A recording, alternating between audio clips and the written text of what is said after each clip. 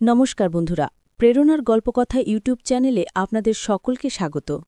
আজ আমরা শোনাতে চলেছি এক নতুন কাহিনী, যা আমাদের প্রাচীন ধর্মীয় বিশ্বাস এবং মৃত্যুর পরের জীবন নিয়ে এক গভীর রহস্যের দুয়ার খুলে দেবে। এই কাহিনী শুরু করবার আগে আপনাদের কাছে অনুরোধ, অবশ্যই আমাদের এই চ্যানেলটিকে লাইক, শেয়ার এবং সাবস্ক্রাইব করে দেবেন। সবার আগে আমাদের নতুন কাহিনী শুনবার জন্য বেল আইকনটি প্রেস করে দেবেন। আজ আমরা আলোচনা করব হিন্দু পুরাণের সেই ভয়ঙ্কর নদীর কথা, যার নাম বৈতরণী।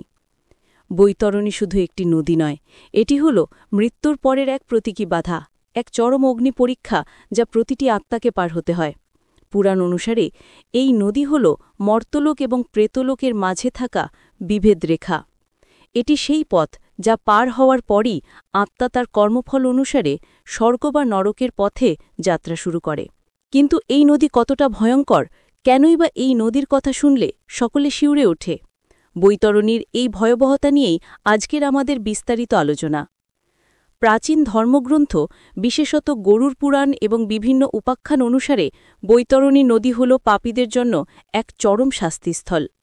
এটি কোনো সাধারণ নদী নয়, বরং এটি সৃষ্টি হয়েছে পাপীদের সমস্ত পাপ, রক্ত, পুজ এবং মাংসের কাদা দিয়ে। এর জল শান্ত বা স্বচ্ছ নয়, বরং তা ফুটন্ত গরম রক্ত এবং চর্বি দিয়ে পূর্ণ। এই নদীর স্রোত অত্যন্ত তীব্র এবং ভয়ঙ্কর, যা পাপী আত্মাদের টেনে নিয়ে যেতে চায় গভীর অন্ধকারে। এই নদীর তীরে কোনো সুন্দর ঘাট নেই, কোনো শান্ত পরিবেশ নেই, বরং এর দুপাশ আবৃত থাকে তীক্ষ্ণ কাঁটাযুক্ত বৃক্ষ এবং যন্ত্রণাদায়ক সব প্রাণীতে। এই ভয়াবহ পরিবেশের বর্ণনা শুনলে যে কোনো মানুষের মনে ভীতি সঞ্চার হয়।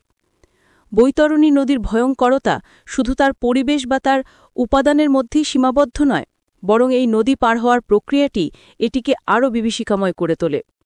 পুরাণ অনুসারে যখন কোনো ব্যক্তির মৃত্যু হয়, তখন যমদূতরা তার সূক্ষ্ম শরীরকে নিয়ে যায় যমলোকে। পথেই এই বৈতরণী নদী পার হতে হয়। যারা জীবনে সৎকর্ম করেছেন, ধর্ম পালন করেছেন, দান ধ্যান করেছেন, তাদের জন্য এই নদী পার হওয়া তুলনামূলকভাবে সহজ হয়। কখনো কখনো সেই সৎকর্মের জোরে সেখানে একটি নৌকা উপস্থিত হয়, বা কোনো শুভ আত্মা তাদের পথ দেখায়। আবার এমনও বর্ণনা আছে যে জীবনে দেওয়া গরু বা অন্যান্য দান ধ্যানের ফলস্বরূপ একটি সেতু তৈরি হয়, যা পার হয়ে তারা সহজে নদী অতিক্রম করতে পারে।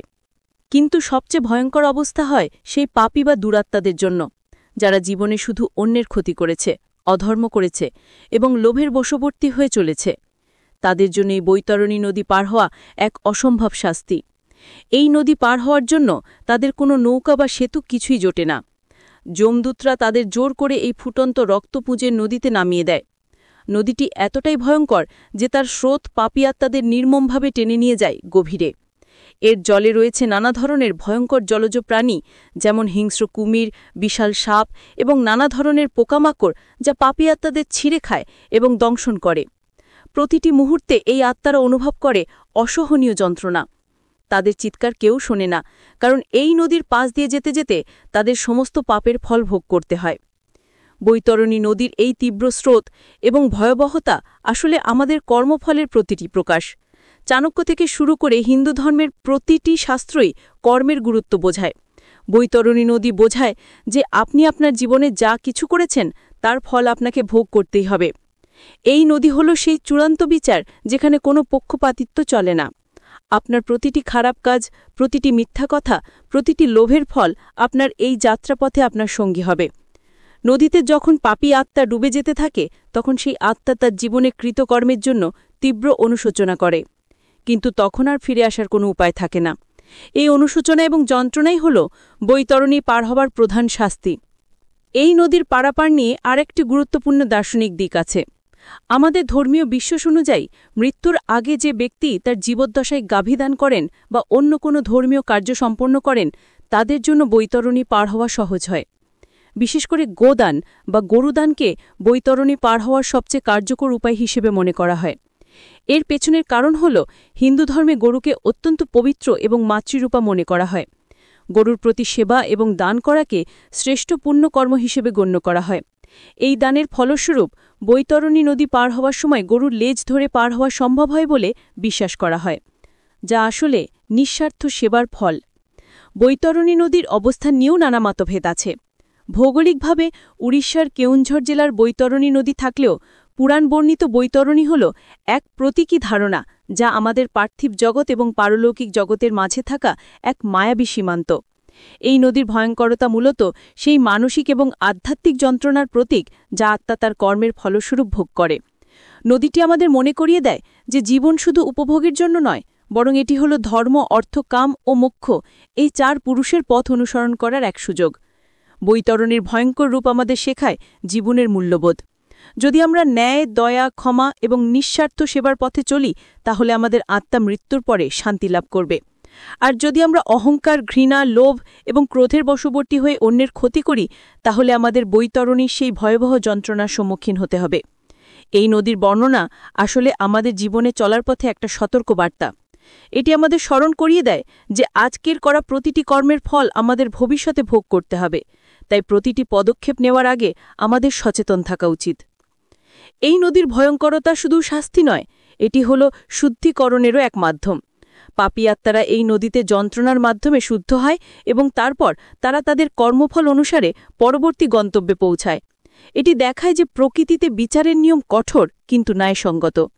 এই ধারণা আমাদের আরও ভালো মানুষ হতে, অন্যের প্রতি আরও সহানুভূতিশীল হতে এবং আমাদের জীবনের প্রতিটি মুহূর্তে সচেতন থাকতে প্রেরণা দেয়। বৈতরণী নদী আমাদের বারবার মনে করিয়ে দেয় যে পার্থিব জীবন ক্ষণস্থায়ী কিন্তু কর্মফল শাশ্বত। বন্ধুরা, বৈতরণী নদীর এই গভীর এবং ভয়ঙ্কর বর্ণনা হয়তো আপনাদের মনে কিছুটা ভয় জাগিয়েছে, কিন্তু মনে রাখবেন, এই ভয় আমাদের ভালো কাজ করতে উৎসাহিত করবে। জীবনকে এমনভাবে যাপন করুন যেন মৃত্যুর পরে আপনার আত্মা যেন কোনো বাধা ছাড়াই শান্তিতে তার গন্তব্যে পৌঁছাতে পারে।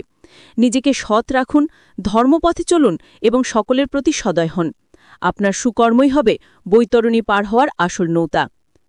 বন্ধুরা, প্রেরণার গল্পকথার আজকের এই রহস্যময় এবং ধর্মীয় আলোচনা আপনাদের কেমন লাগলো তা অবশ্যই কমেন্ট করে জানাবেন। আপনাদের মতামত আমাদের জন্য অত্যন্ত মূল্যবান। যদি এই ভিডিওটি আপনাদের ভালো লেগে থাকে তাহলে অবশ্যই লাইক করুন, বন্ধুদের সাথে শেয়ার করুন এবং আমাদের চ্যানেলটি সাবস্ক্রাইব করতে ভুলবেন না। বেল আইকনটি প্রেস করে আমাদের সঙ্গেই থাকুন, কারণ আমরা নিয়মিত নিয়ে আসি এমন সব অনুপ্রেরণামূলক গল্প এবং আলোচনা যা আপনার জীবনকে নতুন দিশা দেবে। আবারও দেখা হবে নতুন কোনো এক অনুপ্রেরণার গল্প নিয়ে। ততদিন ভালো থাকুন, সুস্থ থাকুন এবং আপনার প্রতিটি কর্মে সচেতন থাকুন। ধন্যবাদ।